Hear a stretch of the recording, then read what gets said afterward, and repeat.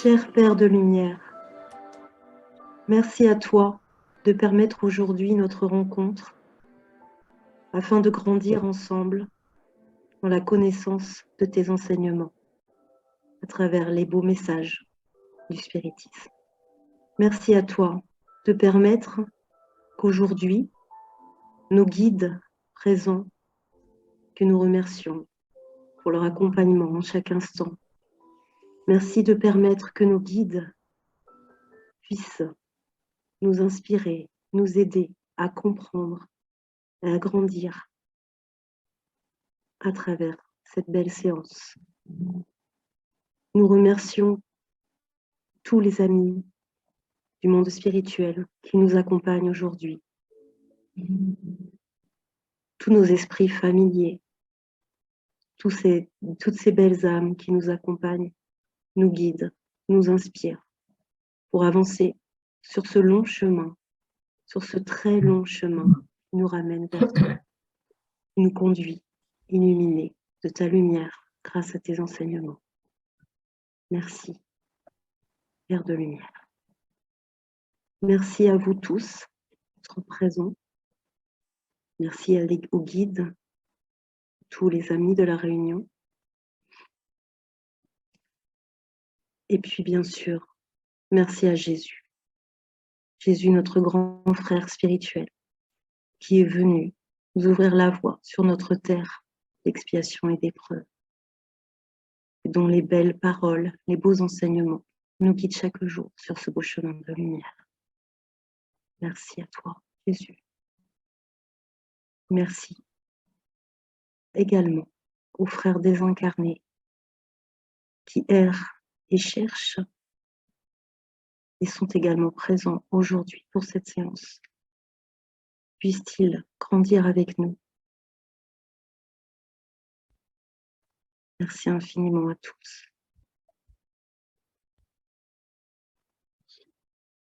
Merci Ainsi beaucoup. soit-il. Laurence. Je vais partager les textes. Christophe. Peux-tu lire, Christophe, s'il te plaît? Oui, Merci. merci. Notre thème d'aujourd'hui, émigration et immigration des esprits. Dans l'intervalle de leur existence corporelle, les esprits sont à l'état d'érasticité et composent la population spirituelle ambiante du globe. Par les morts et les naissances, ces deux populations se déversent incessamment l'une dans l'autre. Il y a donc journellement des émigrations du monde corporel dans le monde spirituel et des immigrations du monde spirituel dans le monde corporel. C'est l'état normal. À certaines époques réglées par la sagesse divine, ces émigrations et ces immigrations s'opèrent en masse plus ou moins considérables. Par suite des grandes révolutions qui en font partir en même temps des quantités innombrables, lesquelles sont bientôt remplacées par des quantités équivalentes d'incarnations. Il faut donc considérer les fléaux destructeurs et les cataclysmes comme des occasions d'arrivée et de départ collectif, des moyens providentiels de renouveler la population corporelle du globe, de la retremper par l'introduction de nouveaux éléments spirituels plus épurés. Si dans ces catastrophes, il y a destruction d'un grand nombre de corps, il n'y a que des vêtements déchirés, mais aucun esprit ne périt. Ils ne font que changer de milieu.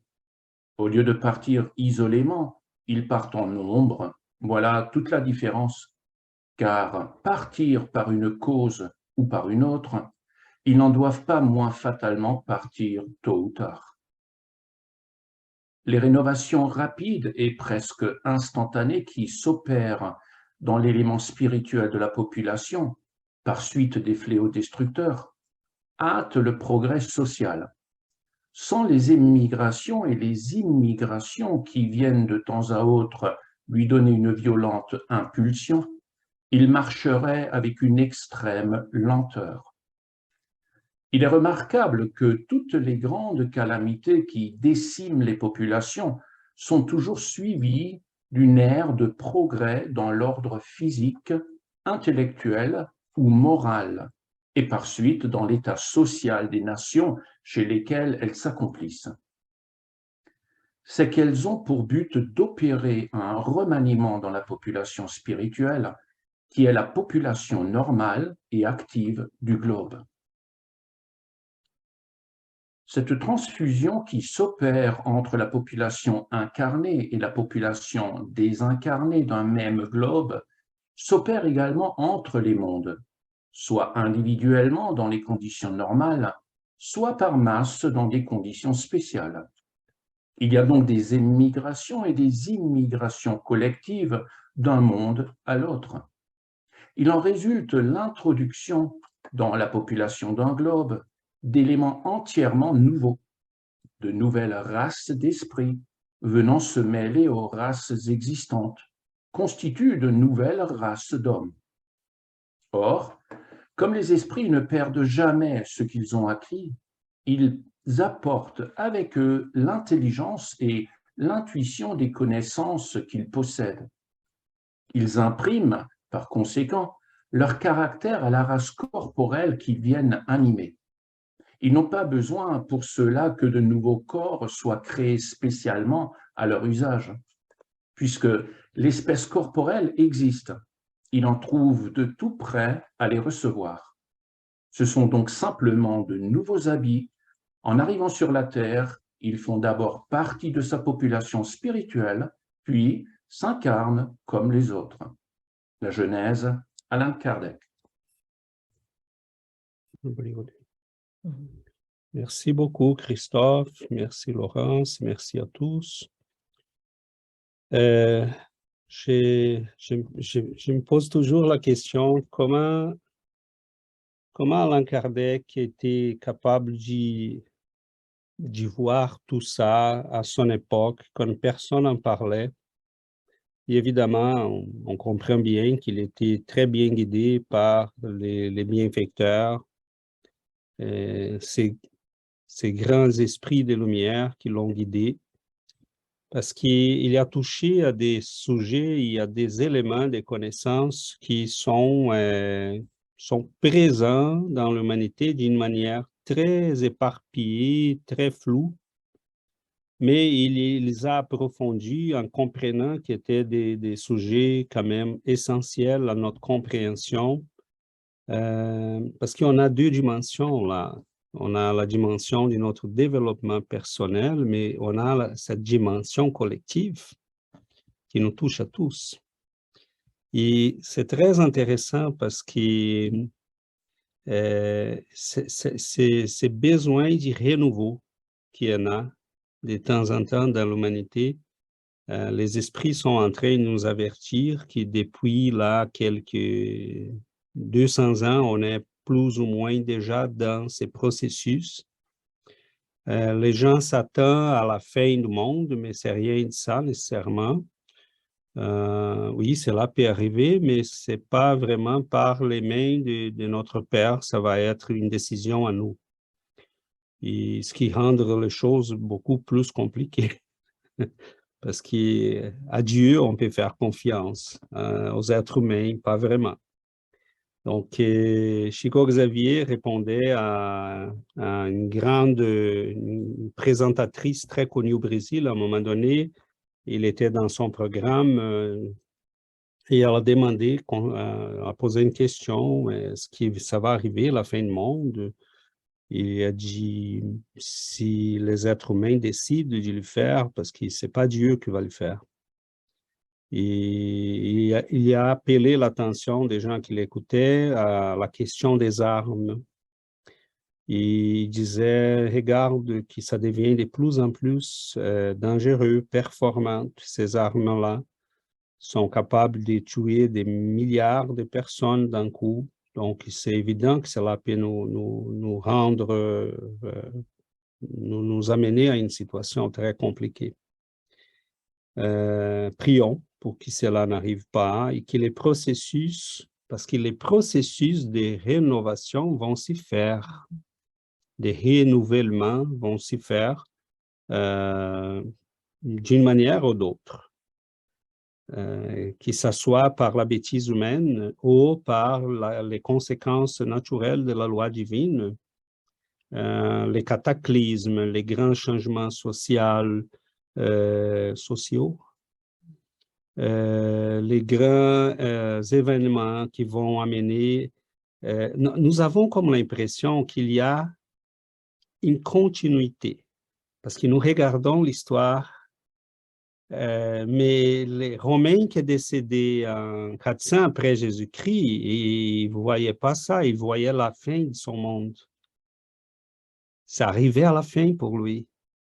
Les Égyptiens des Cléopâtre, c'était la fin, ils savaient que c'était la fin. Ils n'avaient plus l'Égypte des grands pharaons, des Ramsès. C'était à 1000 ans et 200 avant Cléopâtre. Donc, pour ces gens-là, les Grecs, hein, quand les Romains arrivent, ben, c'est la fin de son monde. Et pour eux, sa civilisation, c'était fini. Donc, nous avons comme l'impression que la nôtre va durer éternellement. C'est peut-être une illusion. Cependant,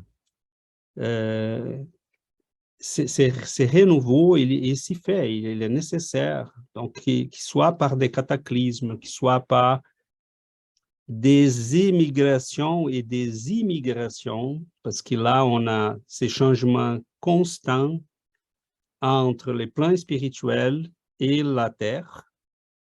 Donc là, on peut dire que ce sont des émigrations parce qu'on est toujours à l'intérieur de la planète. Mais on peut avoir des esprits qui viennent d'ailleurs et qui viennent pour nous donner la possibilité autant d'avancer comme de reculer. Évidemment que le plan spirituel va essayer de nous amener les bons esprits au bon moment.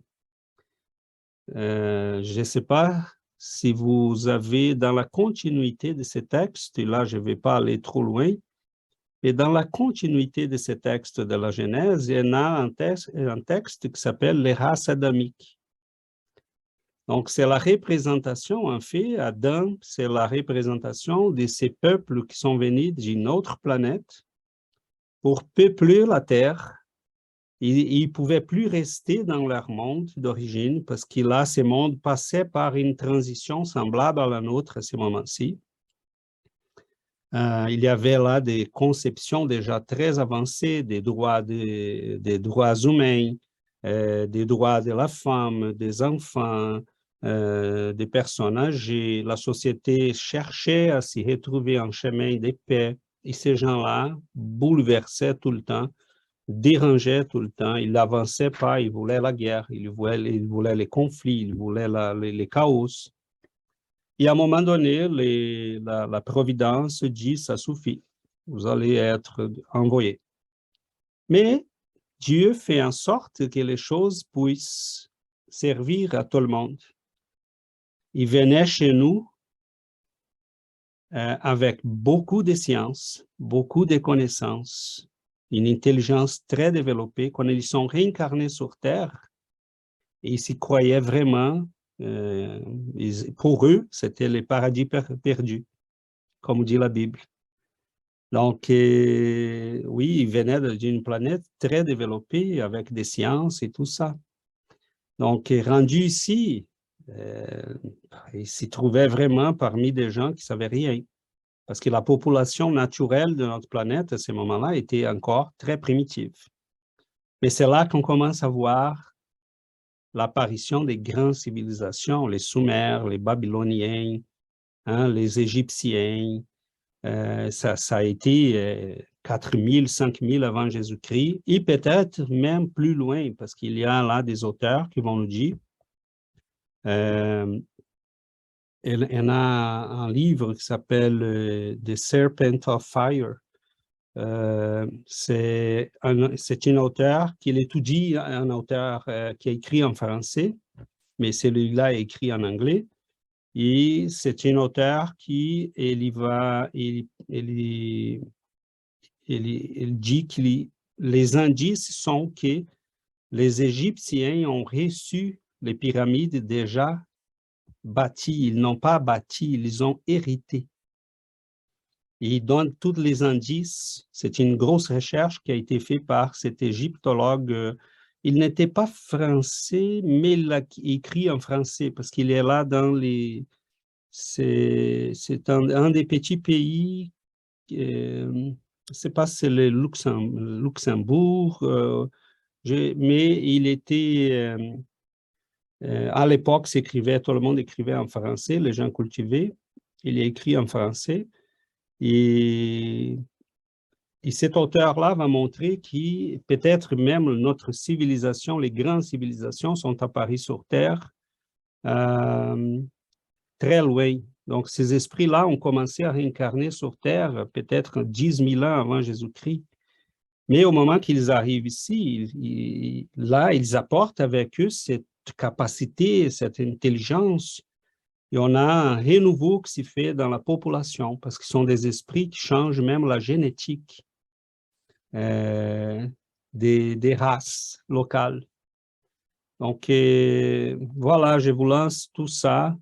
Je crois qu'on est dans un moment qui plusieurs de nos frères et sœurs sont en train d'y avoir la dernière chance. Tous ces bouleversements qu'on voit sur la planète, ça peut durer là peut-être un siècle, 2 siècles.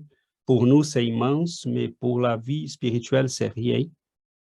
Et plusieurs sont en train de recevoir peut-être la dernière chance, la dernière opportunité d'y venir en profiter d'un petit peu de ce monde qui est déjà en train de subir des gros changements.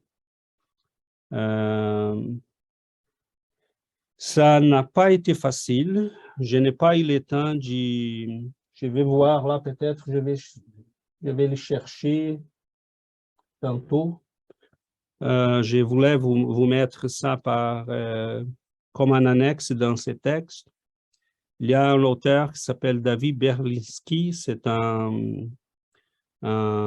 gars, c'est vraiment, il écrit beaucoup en anglais, mais beaucoup en français aussi. Il parle 3-4 langues. C'est un mathématicien, un biologue, très intelligent. Et un de ses livres, il commence en rapportant la quantité de guerres et de morts que nous avons eues dans les fin 19e, 20e siècle. On parle toujours de la première, de la deuxième guerre mondiale, mais on a eu beaucoup plus. Donc, ce sont des milliards de personnes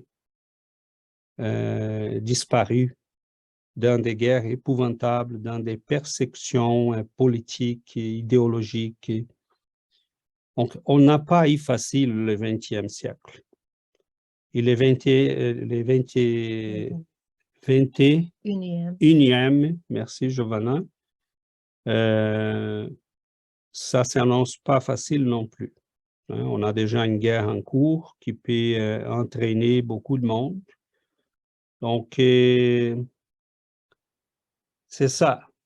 Hein, on a des grosses quantités qui partent, des grosses quantités qui arrivent, qui partent, qui arrivent. Et nous avons une immense... nous cherchons la paix, nous cherchons un chemin, mais la guerre est chez nous, et dans nos âmes, et dans nos esprits. Et j'aimerais finir en disant que des fois, j'essaie de m'y mettre. Je suis en train de lire, et là, je vais peut-être créer un groupe à un moment donné pour étudier. Je l'ai promis déjà à nos amis en portugais et en espagnol, qu'on allait à un moment donné étudier Daniel Hobbes. C'est un auteur qui écrit l'histoire de l'Église.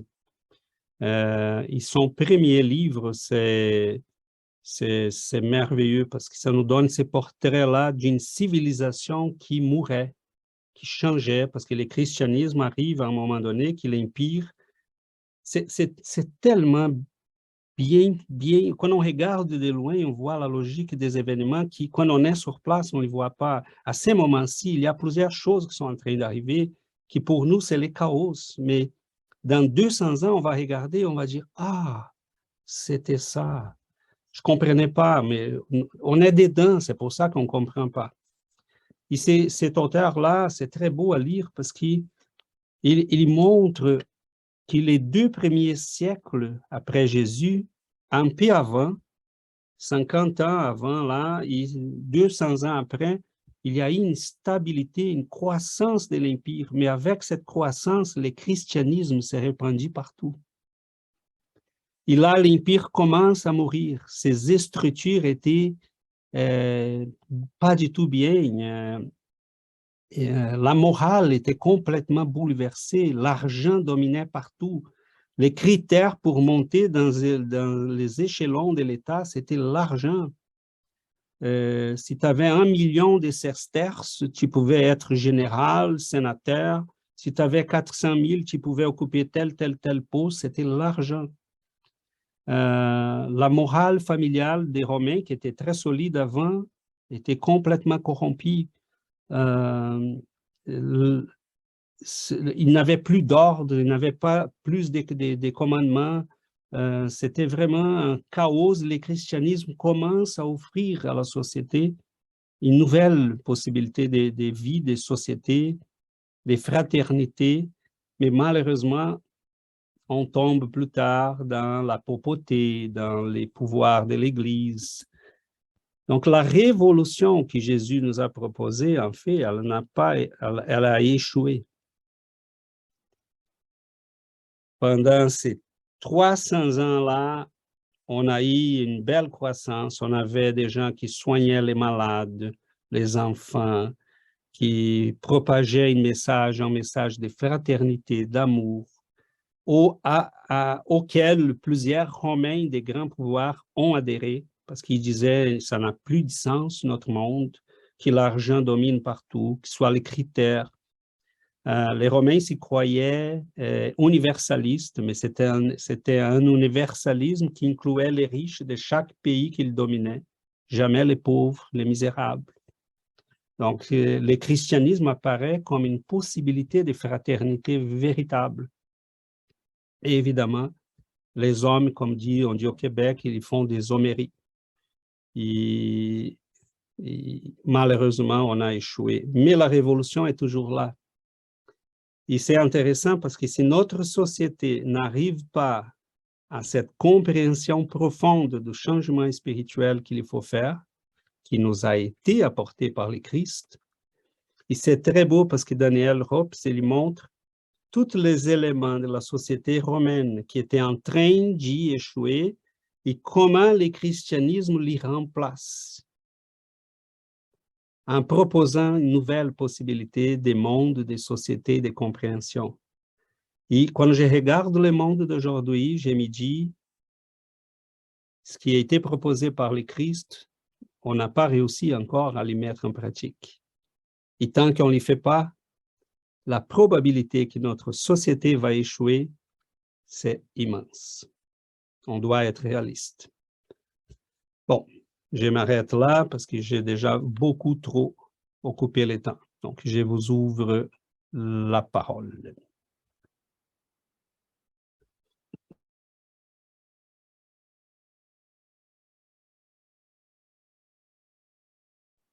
Bonjour. Et, lorsque j'ai lu le livre, j'ai eu ma première pensée, c'était un petit peu qu'est-ce que Jésus nous a dit, qu'il y a beaucoup de demeures dans la maison de notre Père. Donc, ça me fait penser à tous ces mondes-là et comment dans notre nature d'esprit, il faut cette avance, ces progrès-là, on les vit individuellement, mais aussi on les vit dans les mondes. Alors, je pensais beaucoup à la pandémie, comment la pandémie, ça peut être considéré comme ces fléaux catastrophiques, ces calamités, que quand on les voit de notre petit point de vue limité et on le voit vraiment comme une catastrophe. Mais dans l'ensemble, il aide à contribuer à cette balance dans l'univers. Donc, je pensais que beaucoup dans ces périodes-là de pandémie, il y a eu beaucoup de migration et immigration. Dans la jeunesse aussi, Kardec il nous parle de ces nouvelles générations, de nouveaux mondes. Et donc, comment c'est nécessaire pour nous, ce changement de génération, cette nouvelle idée qui arrive, et comment les vieux mondes, il faut qu'ils restent en arrière pour qu'on puisse progresser plus rapidement. Donc, je pense que les temps pour nous tous, si on les voit, du nombre de personnes qui sont mortes, ça peut être très alarmant, mais en même temps, on voit que les naissances et les morts s'équivaut. Il y a plus de naissances que de morts en ce moment. Et il disait, j'ai lu un matin qu'il y en avait deux naissances de plus que de morts comparativement. Donc, c'est un mouvement naturel. Hein, ça continue, ça suit tout le temps. Alors, c'est ça ma réflexion. Merci, Yuri. Merci beaucoup. Oui, Laurence. Bonjour à tous. En fait, moi, en relisant ce passage de la Genèse et tes explications, en écoutant tes explications tout à l'heure, César, ce qui me revenait, c'est cette phrase d'André Malraux qui avait dit le 21e siècle sera spirituel ou ne sera pas. Et je trouve que on le vit bien, on voit bien en ce moment qu'il faut absolument qu'on sorte de cette société hyper matérialiste, de l'apologie du consumérisme qui nous emmène au fond de l'abîme, parce qu'il y a la guerre, certes, qui est un danger, mais on est, je pense que c'est ce que tu disais tout à l'heure, il y a au fond de chacun de nous, il y a cette guerre, cette colère permanente et que le travail à faire pour chacun de nous, il est là. Je me souviens, César, quand la guerre a commencé en Ukraine pour nous, je t'avais contacté, je t'avais demandé si on pouvait faire une prière tous ensemble pour ça. Et c'est vrai que on en avait discuté, on avait fait cette séance de prière commune, mais on était vite arrivé au constat, en fait, c'est la prière que tu avais menée, que on ne peut pas demander à ce que des personnes de pouvoir prennent une décision ou une autre, enfin chacun a son libre arbitre, on ne peut que faire confiance et puis prier, et puis chacun de nous prendre nos responsabilités, essayer de devenir meilleur. Parce que voilà, on ne peut pas décider pour les autres de ce qu'ils font. Même si on est tous embarqués dans le même navire, je pense qu'on a tous suffisamment de choses à corriger pour nous-mêmes. Bien sûr qu'on peut prier, bien sûr qu'on prie pour que la lumière puisse inonder notre monde et qu'on puisse préserver notre belle planète. Mais justement, c'était aussi une réflexion que j'avais tout à l'heure. En t'écoutant, quand j'entendais la fin du monde, quand on a parlé la peur de la fin du monde, je sais que Xavier qui demandait est-ce que c'est la fin du monde, en fait c'est la fin de la planète Terre qui inquiète les terriens, qui nous inquiète. Mais la planète Terre n'est pas le monde, n'est pas la création. C'est une infime, une infinitésimale, petit partie de la création divine. C'est rien du tout, la planète Terre. Donc peut-être qu'on va la détruire. Je ne souhaite évidemment pas, mais on ne peut pas détruire la vie, quoi qu'il en soit. Et donc, après, il faudra avoir la chance de pouvoir revenir dans d'autres planètes. Enfin, voilà. Donc c'est pour ça cette histoire de fin du facilement quand on n'a pas la chance d'avoir les enseignements du spiritisme. Dès qu'on les a, ça devient. On ne peut plus avoir peur de la fin du monde. En fait, on ne peut que faire confiance en la providence et puis on verra bien. Améliorons-nous nous-mêmes et puis c'est tout. Je sais pas, hein, c'est peut-être un peu égoïste ce que je dis, mais voilà. Ensuite, j'avais noté, là, j'ai fait des recherches. Oui, justement, autre chose, j'ai vu passer, mais c'est dans un magazine très sérieux. Je cherchais un peu sur Internet en t'écoutant tout à l'heure, mais j'ai pas retrouvé. Mais j'ai vu récemment, là, avec tout ce qu'ils ont envoyé sur Mars, ils se sont aperçus qu'en fait, il y aurait eu un tsunami qui a recouvert la planète, une vague de 250 mètres qui a tout recouvert. Donc, ça rappelle certaines choses qu'on dit sur notre planète, hein, le déluge, etc. Et oui, des civilisations qui ont complètement disparu, et puis un retour, un renouveau de nouvelles incarnations et de nouvelles humanités. Je pense que oui, on est loin de tout savoir de l'histoire même de notre petite planète. Et que sur Mars, c'est peut-être ce qui s'est passé. Il y avait peut-être des civilisations aussi développées que les nôtres qui ont fini par... alors, on ne sait pas, est-ce qu'il y a eu un cataclysme météorologique décidé par les bienfaiteurs, par Dieu, je ne sais pas, mais c'est pas totalement impossible qu'il y ait eu de la vie comme on en a sur la Terre, sur Mars. Et justement, je cherchais par rapport à ce que tu disais sur la civilisation égyptienne. Donc, j'ai retrouvé les choses qui nous avaient été, les calculs qu'on a pu faire. Alors là, c'est dans le magazine Science et Avenir. C'est un magazine français, mais qui est quand même sérieux. Et parce que c'était une connaissance totalement perdue que j'avais eue et qui me fascinait dans ma lointaine jeunesse. C'est justement ces connaissances qu'avaient ces civilisations qu'on dit antiques et qui nous semblent très loin. Et donc, on a tendance à imaginer que par rapport à nous, ils ne savaient pas faire grand-chose. Et par exemple, le pouce pyramidal, c'est-à-dire l'unité de mesure qui a permis de construire les pyramides, multiplié par 100 milliards, donne très précisément l'orbite terrestre. Et la hauteur de la pyramide de Khéops fois 1 million, c'est très précisément la distance Terre-Soleil. Donc ce genre de choses, à une époque où on ne pouvait pas scruter l'univers comme on peut le faire nous, on voit bien qu'il y a eu des enseignements qui sont arrivés d'ailleurs. Voilà, par rapport à la race adamique et autres. Voilà, excusez-moi, j'ai parlé longuement. Merci. Non, c'est bien correct. Merci beaucoup, Laurence. Tu as touché à plusieurs éléments. Comme tu viens de dire là, pour les Égyptiens, c'est dans ce livre-là que je parlais, l'auteur fait un résumé de la recherche de Luba. C'est l'auteur que je disais tantôt, européen. Et il montre ces choses-là. C'est impressionnant.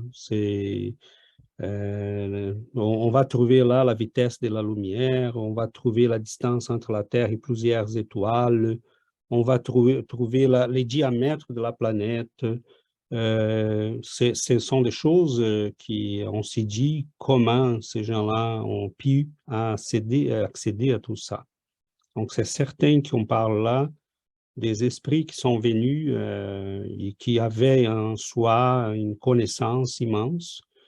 Ce qu'on sait aussi, c'est qu'ils restent quelque temps sur Terre et après ils s'en vont. Et là, on voit la civilisation subir un déclin et ça peut remonter après, hein, dans d'autres endroits. Mais c'est vraiment, c'est très beau à voir tout ça, ces changements entre les mondes, entre les plans spirituels, la Terre. Mais voilà, je ne vais pas embarquer, je vais ouvrir la parole. Je voulais juste dire rapidement, quand Laurence parlait de la vie sur Mars, je dis Mars en espagnol, excusez-moi. Alors, j'ai regardé un article sur une revue Science et Vie qui disait que les scientifiques qui ont fait toute une étude de ces statistiques sont formels pour dire que le nombre de planètes habitables est astronomique. Donc, on s'entend qu'il y a tellement la vie ailleurs. Là. Et il y a, Yuri, avant de passer à Sébastien, il y a même sur Terre hein, des gens là qu'on a déjà parlé ici, comme les jeunes Russes là, qui dès tout petits parlaient, Mars a été détruit par une guerre nucléaire. Et ce tsunami-là, Laurence, aurait pu peut-être avoir comme origine quelque chose comme ça. Et c'est au moment que tu parlais, ça m'était venu à la tête un rêve que j'ai fait à un moment donné et que je ne vais jamais, cette nouvelle-là sur Mars, qui aurait pu y avoir un tsunami, je ne savais pas. Mais ces rêves-là, à un moment donné, je me suis dit, mon Dieu, j'espère pas que je ne suis pas en train de rêver de l'avenir, parce qu'à un moment donné, j'ai rêvé que j'étais dans un grand endroit, comme c'était on dit en portugais là, un hangar pour les avions, l'endroit qui ont mis les avions. Et mais il n'y avait pas beaucoup d'avions, c'était comme si c'était un centre d'opération, des mécaniques. Et là, à un moment donné, j'ai vu une vague qui venait. Mais j'étais très serein, je n'ai pas paniqué, j'ai dit OK. Mais c'était immense.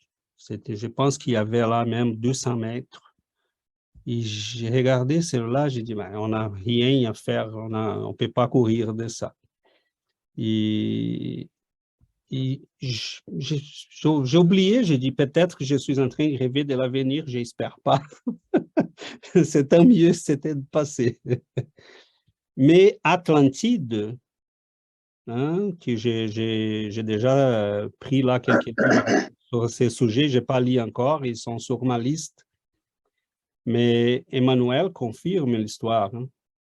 Il dit que ça a existé. Donc, c'est tout un continent là disparu et qui était très développé. Et peut-être sont eux qui ont légué aux Égyptiens ce qu'ils ont eu. Donc, ça bouge, mais on ouvre la parole. Sébastien, vous la parole. Sébastien.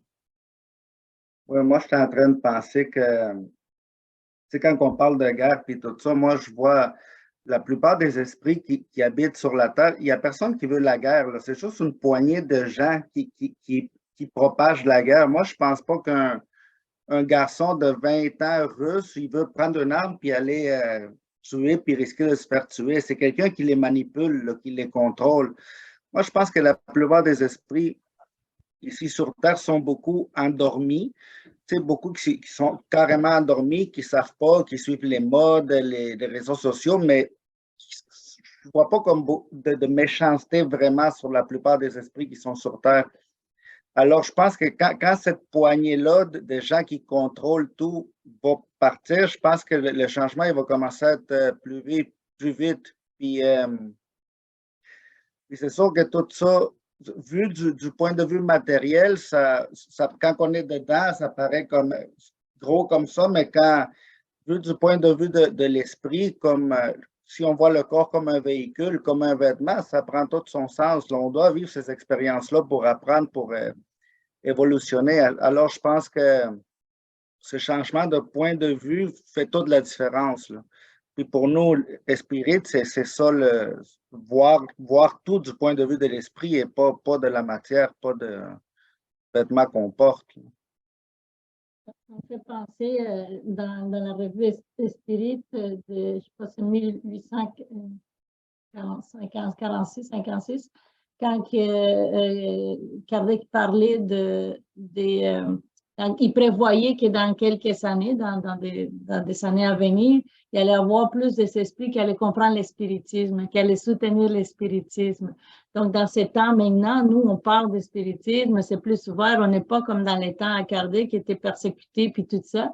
Et je pense que c'est la même chose dans les années à venir. Il va y avoir cette génération-là qui vont comprendre cette connaissance aussi, qui va être plus fort, plus innée dans les esprits. Merci. Merci Sébastien, merci Yuri. Oui, Laurence. Et justement, ça me rappelle ce que tu disais, Yuri, là. C'était quelque chose qui m'avait un peu arrêté, moi, dans les œuvres posthumes. J'en avais parlé avec Charles Kempf, d'ailleurs, il n'y a pas très longtemps. C'est à un moment, justement, Kardec dit que, donc à l'époque où il écrit, que les âmes actuellement incarnées, en fait, qui vont mourir progressivement, mais qu'à partir de maintenant, il n'y a plus d'âmes tournées vers le mal qui peuvent s'incarner. C'est-à-dire que justement, c'est le début de la transition et qu'il n'y a plus d'esprit véritablement tourné vers le mal qui puisse venir par rapport à ce que tu disais, Sébastien. Et bon, après, voilà, on ne va pas refaire l'histoire du XXe siècle, on la connaît. Mais justement, après, il y a une différence entre l'esprit endurci au mal et puis qui pourrait être autorisé à s'incarner et aussi, mais celui qui finalement ne l'est pas, mais qui va faillir une fois qu'il est dans la matière. Ça aussi, c'est pas si simple. C'est pour ça que la transition, elle est particulièrement longue parce qu'on le sait, il y a ce dont on décide dans le monde spirituel pour notre prochaine incarnation et puis ce qu'on arrive à faire quand on arrive. Quand on y est vraiment. Comme par exemple, on en avait parlé, si on remonte un peu plus loin, on est à l'époque de Kardec, mais Napoléon, qui était censé justement le soutenir dans sa mission et qui, au contraire, a failli et a tout misé sur son ego.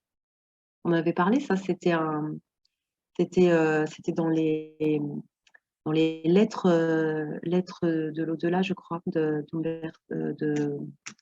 Umberto de Campo. Oui, j'ai l'impression de dire des bêtises. Voilà.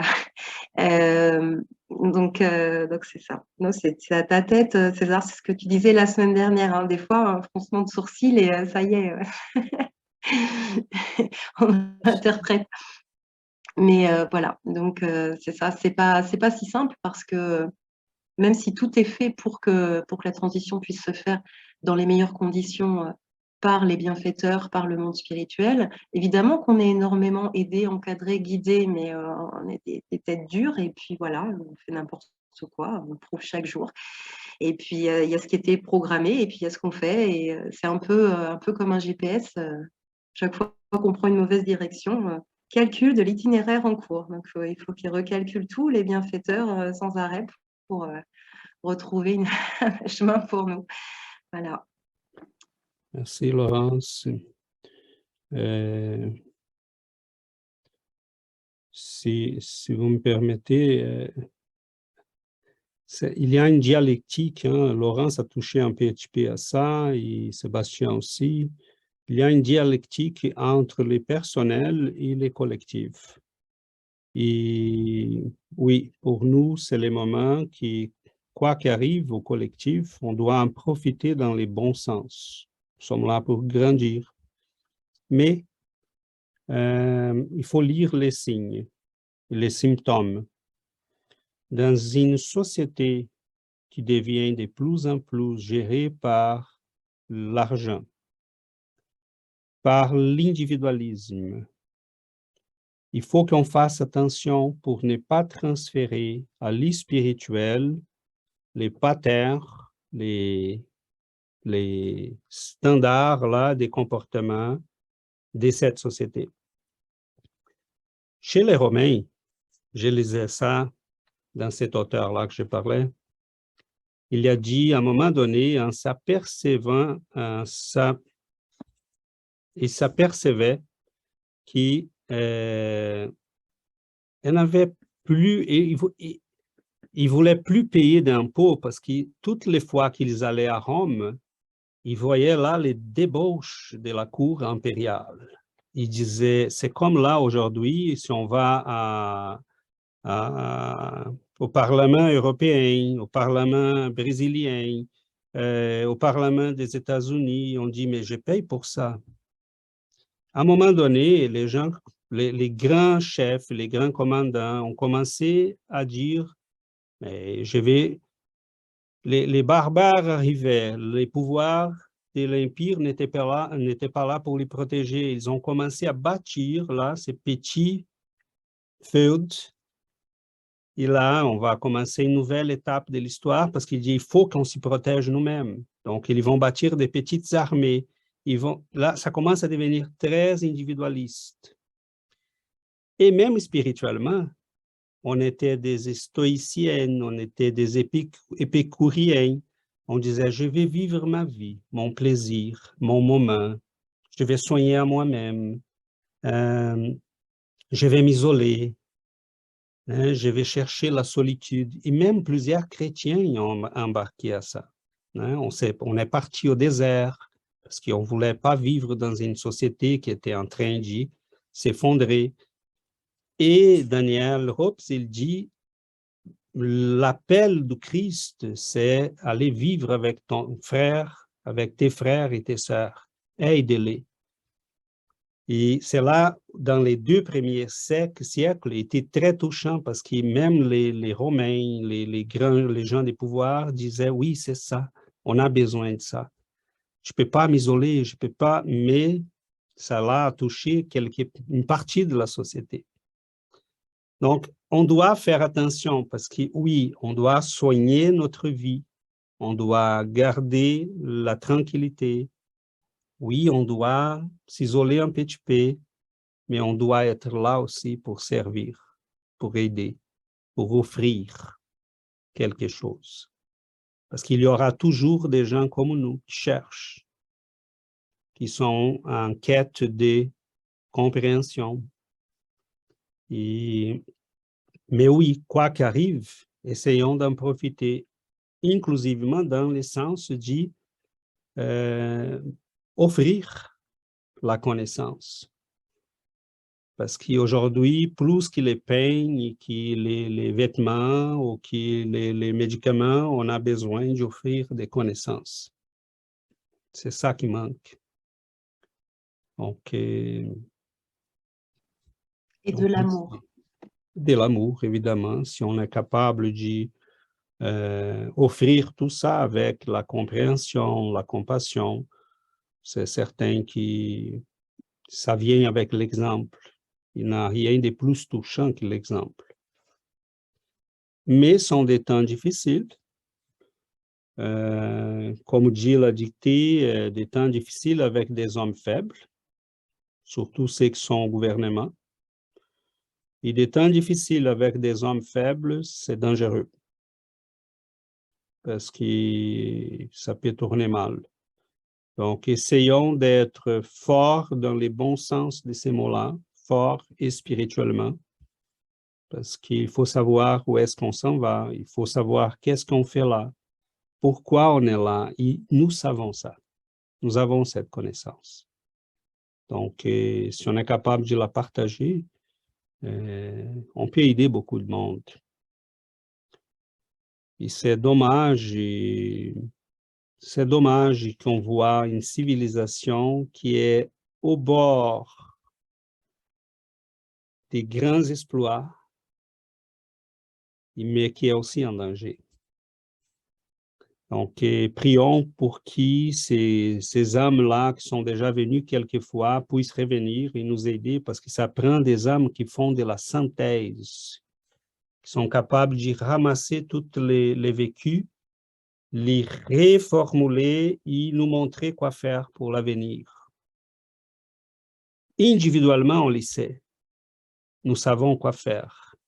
Et nous sommes disposés à le vivre. Nous savons déjà ça. Mais aucun, sauf si j'ignore là quelque chose, mais aucun de nous a le pouvoir d'influencer les grandes masses, les grands réseaux médiatiques, les grands politiciens. On ne sait jamais, peut-être que demain on va l'avoir. Et pour l'instant, on ne l'a pas. Peut-être dans cette incarnation, on ne l'aura jamais. On n'est pas venu pour ça. Mais ces esprits-là, des fois, ils vont ouvrir de nouveaux chemins, de nouvelles possibilités de compréhension. Mettons, basé sur ce que nous connaissons, c'est évident qu'on a besoin des gens capables de penser à une psychologie de l'âme pour guérir les gens, une psychologie basée sur la réincarnation, une psychologie basée sur la communication des esprits, parce que combien de nous sommes guidés par des influences spirituelles sans s'y rendre compte. Et la psychologie devrait tenir compte de ça. On a besoin d'une éducation, d'une nouvelle pédagogie, pas qui nous enseigne à compétitionner, mais qui nous enseigne à partager. Mais pour cela, je peux pas, j'ai trouvé d'une hypocrisie sans limite que je devrais enseigner à mes élèves de soigner la planète, mais en même temps les préparer pour passer dans les concours à l'université pour qu'ils trouvent les premières places et qu'ils passent sur les autres. Donc, c'est hypocrite. Et donc, à un moment donné, il faut bâtir une nouvelle pédagogie, une pédagogie de l'amour, une pédagogie de l'âme.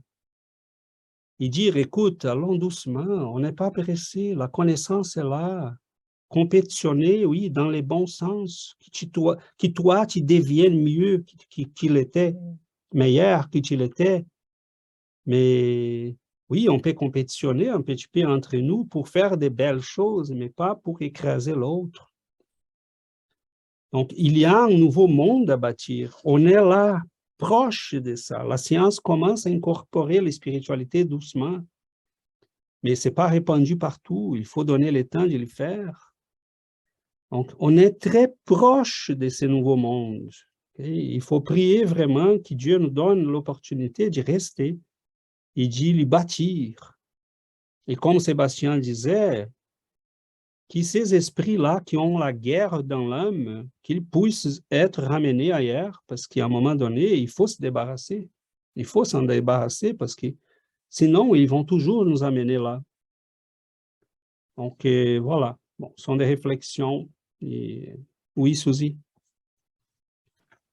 Ah, Suzy, deux petites secondes pour toi, pour Nathalie. Peut-être, je ne sais pas, Erika est déjà là avec nous quelque temps.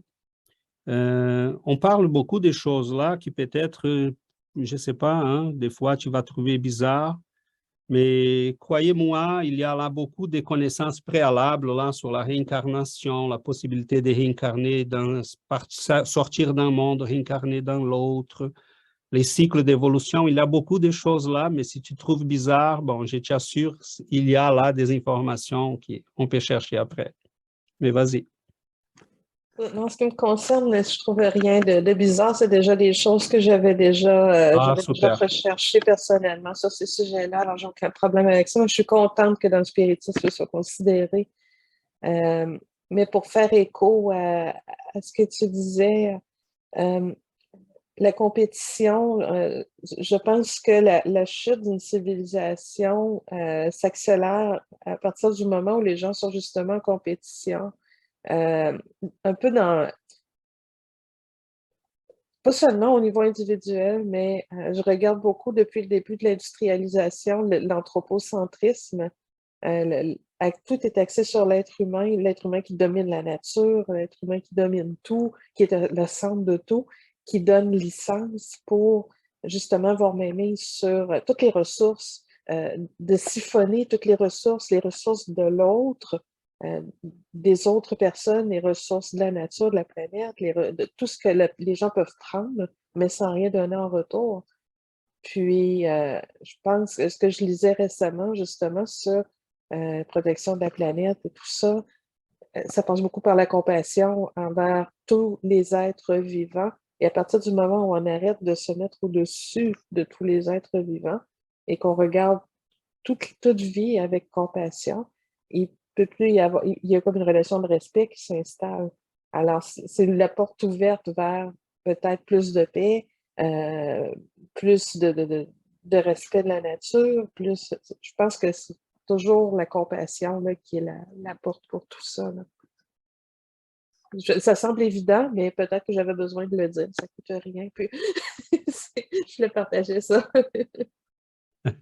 Non, c'est vraiment ça. Jonathan nous rappelle toujours hein, ces mots-là, parce qu'il est très présent chez les bouddhismes et je pense que ce que Laurence nous a rappelé, qu'on a dit l'amour, hein, et que Jésus disait, je pense qu'on revient sur le même noyau d'énergie vitale que nous avons besoin.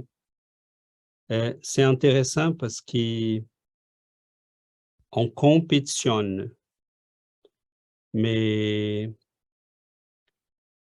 On a eu besoin d'une maman. On a besoin d'un papa. On a besoin de nos enseignants.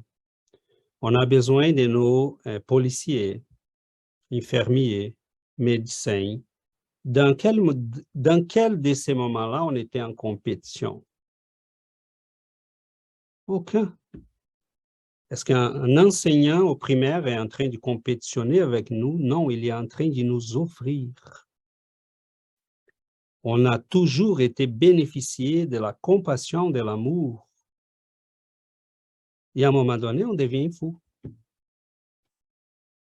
On veut prendre, on veut les choses, on veut toutes.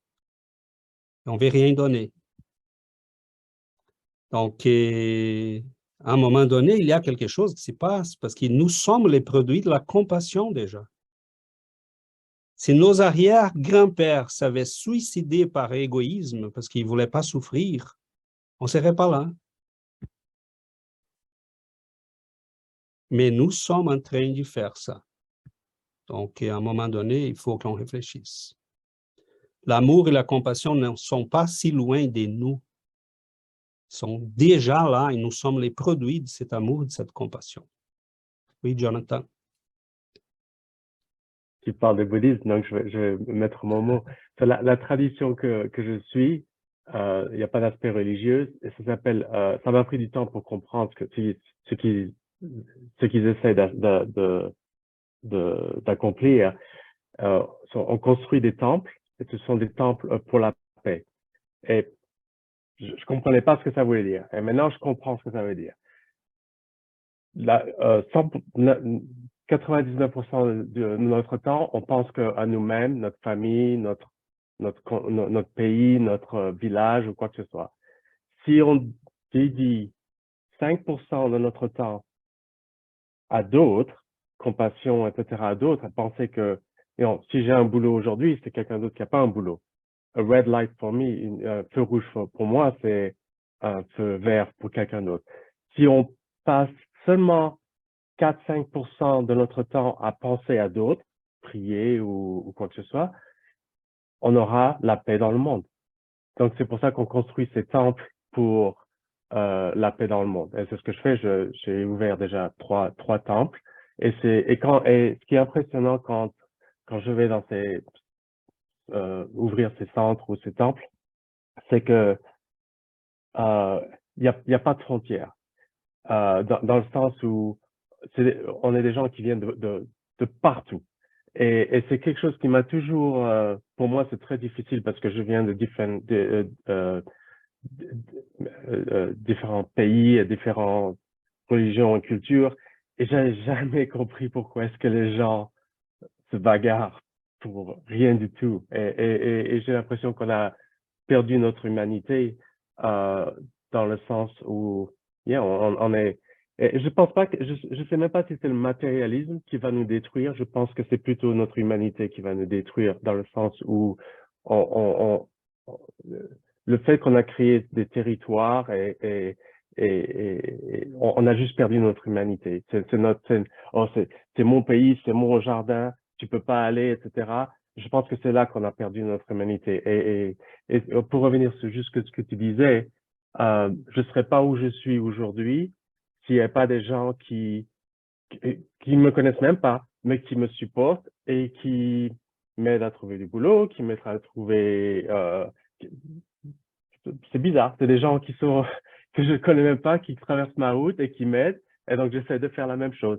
Donc si on développe un petit peu de compassion pour des gens qu'on connaît même pas, qui ne sont pas de notre background, qui ne sont pas d'où on vient, etc., on aura la paix dans le monde. C'est comme ça. Et on complique beaucoup. Mais merci, Jonathan. Des fois, on complique trop pour des choses qui pourraient être beaucoup plus simples. Hier, dans notre étude en portugais, nous avons étudié sur notre bagage spirituel, tout ce que nous avons déjà vécu. Nous avons en nous toute une histoire qui ça vient de siècles et des siècles d'expérience. Donc, en vous écoutant parler, je réfléchissais ici, comme nous sommes petits devant tout ce qui c'est déjà arrivé dans notre petit monde, comme disait Laurence tantôt. Donc, on vit dans une petite planète dans l'univers qui a déjà vécu tellement de choses. Et nous avons déjà vécu tellement de choses. Et ces bagages que nous apportons, c'est dit que nous avons toute une histoire derrière nous. Et ça nous fait, il faut qu'on fasse une réflexion de comme nous sommes petits et comme nous devons faire confiance à ce qui est grand, qui est notre Père, qui est Dieu. Parce que nous sommes tellement petits, mais nous sommes créatures de Dieu. Il nous a créés. Et comme Laurence disait aussi, il n'y a rien qui peut détruire la vie. Nous sommes immortels. Donc, on a déjà tellement vécu, nous avons tellement à vivre. Mais dans notre petitesse, il faut qu'on fasse confiance à ce qui nous a créés et tout ce qui va nous arriver avec tous ces changements que nous vivons et qu'on voit qui arrivent à notre planète, il faut qu'on fasse très confiance à notre Père et que nous soyons toujours très, très humbles parce que nous ne sommes rien. On n'a rien à faire devant la grandeur des choses qui peuvent arriver à notre monde, à notre vie. Donc, on n'a rien, on contrôle, on n'a rien on peut rien contrôler, on peut rien faire. Si le monde explose, qu'est-ce que nous pouvons faire? Nous pouvons toujours garder, là, comme César avait rêvé, qu'est-ce que nous pouvons faire devant une catastrophe? Rien, juste garder la tranquillité, garder la paix et garder la confiance. Si on fait de notre mieux, donc on va toujours garder la tranquillité et la paix. Donc, on est ici pour grandir, mais grandir aussi en humilité parce que le Tout-Puissant, c'est notre Père et n'importe qu'est-ce qui peut arriver, il faut garder cette confiance-là parce que c'est pour les biens de tout le monde, c'est pour que tout le monde puisse grandir avec n'importe quelle expérience parce que Dieu est dans les contrôles de tout. Donc, on fait de notre mieux, on aime, il faut développer la compassion, faire ce qu'on peut à ceux qui sont proches de nous parce que c'est déjà très difficile.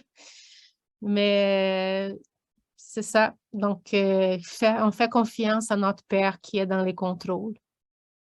Merci, Giovanna. Oui, Laurence?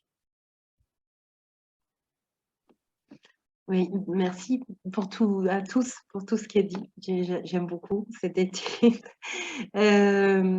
C'est comme Suzy tout à l'heure quand tu parlais justement des autres êtres sur la planète. Effectivement, on a tendance toujours à nous placer, nous les humains, au sommet de la pyramide. On parlait des Égyptiens tout à l'heure. Mais non, c'est un tout et on est tous interdépendants les uns des autres. Déjà, pour que la vie existe sur la planète, tout le monde est essentiel. Et surtout, le fait de considérer, pour moi, les animaux, c'est nos petits frères. Les végétaux, c'est nos encore plus petits frères. On est tous sur ce chemin d'évolution et on a tous besoin les uns des autres. Et justement, cette compassion dont vous avez parlé les uns et les autres, c'est super important en chaque instant d'essayer alors c'est peut-être un peu présomptueux, mais de faire le plus de bien possible qu'on peut à notre échelle, parce que, je veux dire, par rapport à ce qu'on a la possibilité de faire, nous, humains, par rapport aux animaux ou aux végétaux, pour leur rendre la vie plus douce ou moins difficile ou plus facile, enfin, voilà. Et c'est super important parce qu'en plus, on a une dette nous-mêmes. Aujourd'hui, les bienfaiteurs prennent soin de nous. Enfin, on fait partie de tous ces maillons. Et donc, parce qu'on s'occupe de nous, nous devons nous occuper des plus faibles et des plus fragiles. C'est comme ça. Et parce que nous aussi, on est passé par ces règnes-là. Et que si aujourd'hui, on est dans le règne humain, et bien, on a d'autant plus de responsabilités vis-à-vis des êtres des règnes en dessous, parce qu'il faut faire une hiérarchie. Et puis, César, je voulais juste ajouter un petit commentaire quand je t'entendais parler de ton rêve. c'est vrai que c'est une chose dont j'ai pris conscience récemment. Je me suis dit que depuis que depuis que j'ai reçu le spiritisme, on va dire, je ne fais plus de cauchemars. C'est-à-dire qu'en fait, je peux vivre des choses, enfin, ce que tu disais tout à l'heure, oui, moi aussi, je peux rêver des choses comme ça qui sont relativement catastrophiques ou des scènes qui pourraient être finalement angoissantes et qui, avant ce genre de rêve, je me réveillais en terreur, le cœur qui cogne, etc.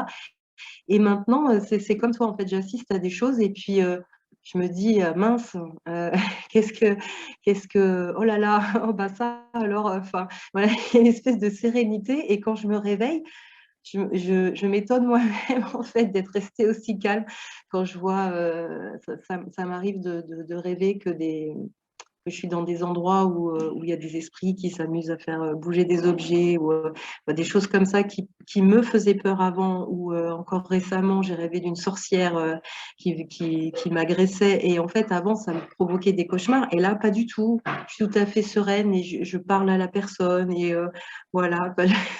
Et ça, je pense que c'est vraiment le spiritisme qui permet tout ça. Et puis alors, je voulais terminer sur une petite chose parce que je vous entends tous les uns et les autres. En fait, moi, ça me fait penser à Noël, tout ça. On parle de cadeaux et il y a Noël qui arrive, qui est devenu malheureusement dans notre société occidentale le culte justement du consumérisme. On est parti dans une dérive effroyable avec justement l'alimentation. Donc voilà, on va manger des animaux, etc. C'est horrible. Et puis ce qu'on appelle les cadeaux, c'est-à-dire ce qu'on achète et qu'on met dans des emballages et qu'on met au pied du sapin. Et c'est vrai que je trouve qu'à 15 jours de Noël, c'est bien d'essayer de se souvenir, ça me semble important d'essayer de se souvenir du vrai sens de Noël et de ce cadeau extraordinaire, merveilleux qui a été offert à l'humanité avec la naissance de Jésus.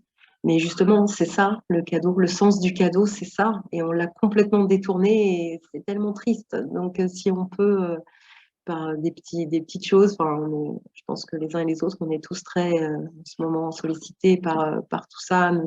Les gens autour de nous parlent beaucoup de Noël. T'as fait tes cadeaux, qu'est-ce que... Donc, voilà, ça permet de rappeler un petit peu ce que pourrait être Noël dans un monde où on aurait un peu plus d'écoute, d'ouverture et surtout d'amour les uns envers les autres, parce que le seul cadeau, c'est ça, en fait. Et voilà. Et puis, notre corps, voilà, c'est notre garde-robe. Là, tout de suite, on porte celui-là. Ça va durer quelques décennies. Et puis après, c'est tout, on change. Avec un peu de chance, c'est rien. Mais oui, comme tu disais, Giovanna, c'est la vie avant tout. C'est la seule chose qui est importante. Merci à tous. Merci, Laurence. Suzy? Je me risque sur une réflexion un peu controversée. Je me demande, notre monde, justement, pour rebondir sur ce que Laurence vient de dire sur le culte du consumérisme, beaucoup, je ne dis pas tous, mais beaucoup dans la société est allergique à la spiritualité, est allergique à tout ce qui force une réflexion sur soi-même, une possibilité d'amélioration. Puis, de jeter un peu le bébé avec l'eau du bain, dans le fond, de refuser ce miroir-là de réflexion, d'introspection, parce qu'ils voient ça comme dangereux, comme menaçant, probablement pour leur ego, sans peut-être même en avoir conscience. Puis, je observe dans la société, ici, en tout cas, à quel point Noël, même il y a des endroits où on ne peut même plus dire Noël, il faut dire fête. Je ne sais pas, il y avait eu une discussion sur un réseau social que j'avais vu où quelqu'un disait qu'il y avait quelqu'un qui avait demandé une bûche de Noël, s'était fait corriger. Je ne sais pas si c'est une histoire vraie, mais ça donne à réfléchir. Corriger pour dire que ce n'est pas une bûche de Noël, c'est une bûche des fêtes. Tout est comme ramené à l'absence. Puis là, je ne parle pas de prosélytisme sur la religion, mais évacuation de la spiritualité. Peut-être pour éviter de se culpabiliser quelque part, pour éviter de réfléchir. En tout cas, c'est une réflexion que j'amène. Comme ça, je pense que ça peut contribuer à notre chute. Merci, Suzy, merci énormément, merci. Et je pense qu'on va y revenir sur ça parce que j'aimerais bien qu'on puisse, dans les prochaines semaines, là, probablement la prochaine, toucher à la question de Noël. Mais ce que tu es en train de dire, c'est ce qu'on vit ici au Québec et carrément tous les jours. C'est, je ne sais pas en Europe, quel est l'état de la situation. Mais de mon point de vue, on est au sommet de la catastrophe, là. Ça va bientôt, ça va tourner très mal. Ça commence déjà. Les gens ont évacué complètement les spiritualités. Le gouvernement fait un effort immense pour évacuer tout ce qui est religieux et spirituel. Cette semaine, j'ai eu un garçon là dans une de nos classes qui qui a tenté le suicide, qui est complètement perdu, qui a 16 ans et qui a déjà consommé tous les types de drogues. Et la fille qui est devant moi, la conseillère, j'ai dit, écoute, il faut qu'on parle à ces garçons-là, qu'il doit chercher le bouddhisme, qu'il doit chercher l'islamisme, quelque chose qui lui donne un sens à la vie. Et j'ai vu ces mouvements. Hein, je sais lire les langages corporels très bien, donc parle pas moi de ça. Je suis fermé à ça. Mais j'ai parlé pareil. J'ai parlé aux jeunes gars. Écoute, je vais t'envoyer des liens. Il faut chercher le bouddhisme, cherche le spiritisme. Il faut que tu trouves un chemin de compréhension de ta vie. La souffrance a une logique. Être né avec ces parents-là a une logique. Tout ce qui tu es en train de vivre, il y a une logique derrière tout ça. Je ne peux pas t'expliquer en 5 minutes, mais je t'invite à faire un effort. Parce que si tu es, c'est la lâcheté complète. Fais pas ça. Évidemment, je n'ai pas dit avec ces mots aussi impactants, je l'ai dit avec tendresse et douceur. Tu es en souffrance, c'est normal qu'on pense à s'en sortir. J'ai dit là comme il fallait. Mais tu vas trouver plus de douleur. Je peux te montrer pourquoi. Et là, surprise, je commence à parler, pas de spiritisme, mais des scientifiques. Il lui dit, « Ah, j'ai déjà entendu parler de ces Mario Beauregard. » J'ai dit, « OK, donc si tu as déjà entendu parler, on commence par là. Je vais t'envoyer Mario Beauregard, et bien Alexander.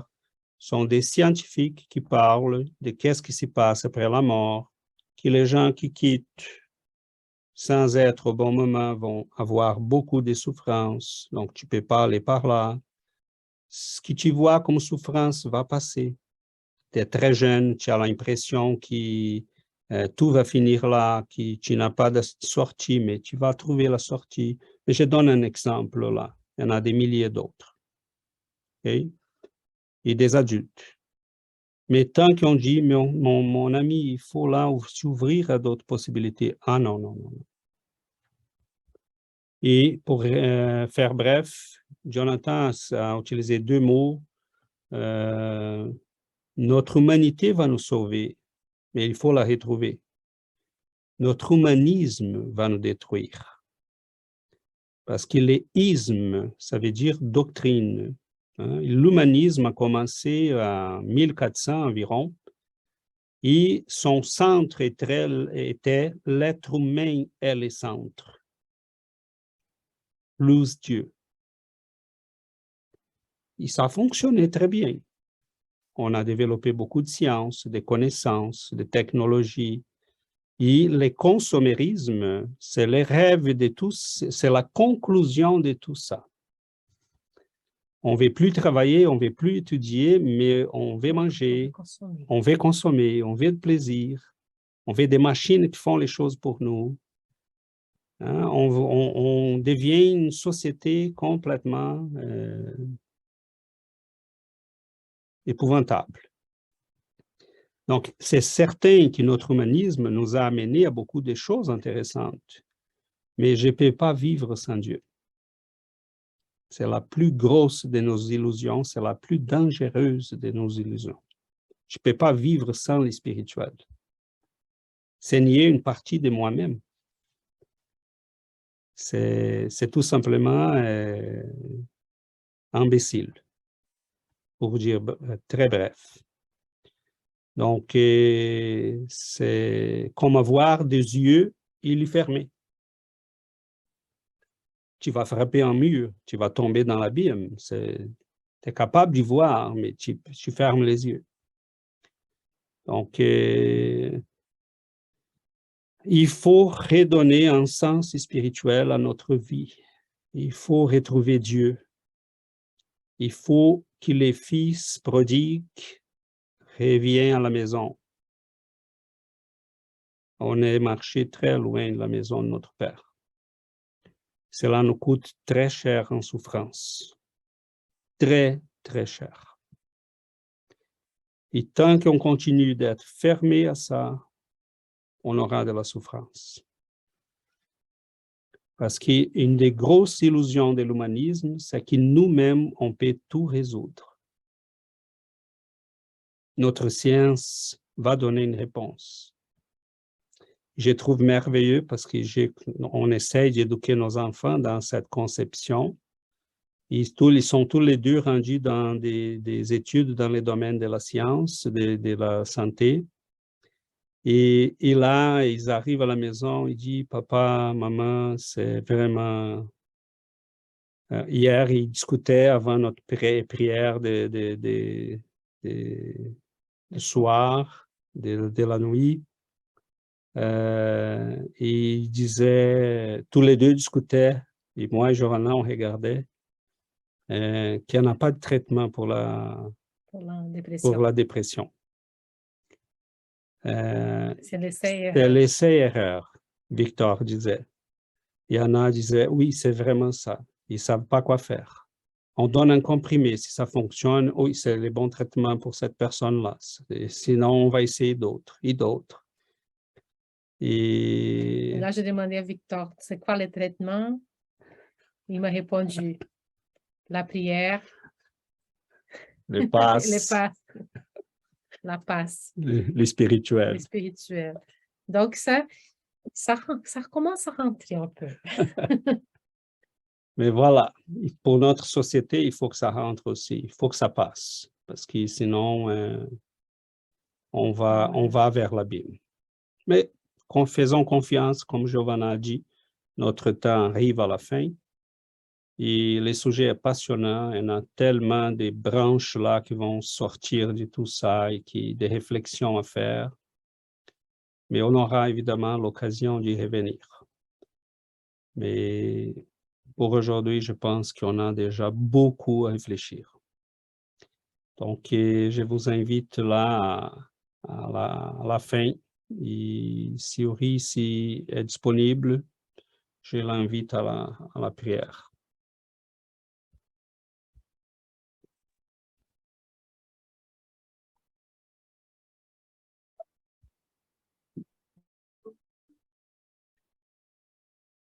Seigneur Jésus, notre ami de lumière, notre frère d'amour, source de bonté. Seigneur, il n'y a pas assez de mots pour remercier toutes les bénédictions. Pour remercier, Seigneur, le privilège de vous connaître, de vous sentir proche de nous, de savoir, Seigneur, que nous pouvons compter sur votre amour, votre bonté et votre miséricorde. Cher Maître, nous te demandons, Seigneur, de nous aider à que notre passage sur cette terre soit utile, que nous puissions cultiver l'amour, la fraternité, l'humilité,